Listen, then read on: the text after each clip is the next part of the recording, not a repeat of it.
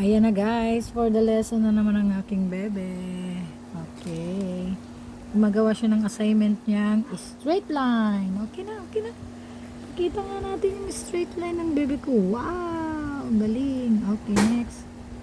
Hawakan mo maigi kasi yung pencil mo. Yun. Ayan, ang galing niya.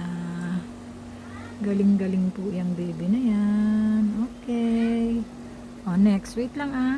Okay, next line niya is slanting. O, dito na. Ganyan na. Ganon. Hindi ko alam.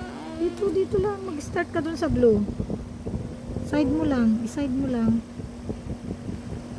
Hindi nga. Dapat mag-slanting yan. Slanting lines.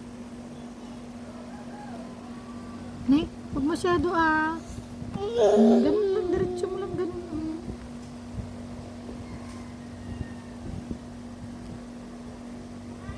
Okay, good girl. Next. Si, Huwag si Opido hindi niya alam